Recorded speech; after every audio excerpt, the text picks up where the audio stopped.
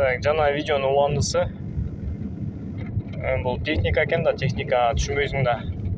Бир пример катары айтканда, X6 BMW X6 унаасына барганбыз. Болгон бир проблема үчүн барганбыз. Магнитофон үнү чыкпай калды, ошону чыгарып бергилечи деп. Ага барсак, жаңы от алдыргандан кийин патрубкасы жарылып кетти. Патрубкасын алмаштырып жасап бергенден кийин генератор иштебей калды. Биз кеткенден кийин кайра чалды. С пониманием чалат да, ал кээ бир клиенттер бар экен да. Машина жөнүндө түшүнүгү болбосо дагы мындай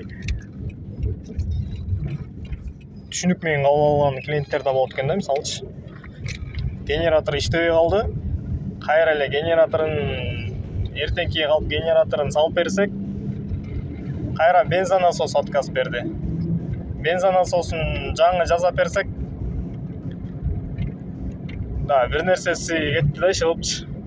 Аны да жасап бердик. Улам бирөөнү жасаган сайын бир жери чыгып атат. Но ошону да түшүнүгү менен кабыл алып, усталарды жасап берип аткан адамды күнөөлөбөстөн туура түшүнүп, акчасын төлөп, аягында ыраазычылыгын айтып, колуңарга береке берсин деп мындай батасын берип кетти да.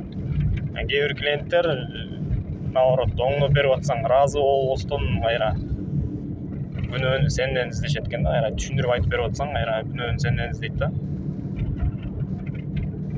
Болбосо свечасын баарын катырып, чытыратып тарып таштаган, свечасын чече албай канча жүрдүк. Даже ошо свечный ключ жок, ошого түшө турган. Аябай чытыратып бекитип салган, түнү чейин бурап. Ошондой свечной ключ жасатам деп Дордойдо канча жүрдүм, Токарьга барыпчы. Алардын баарын эсептебестен эле кайра эле баягы өзүнүкүн бербеген адамдар бар экен.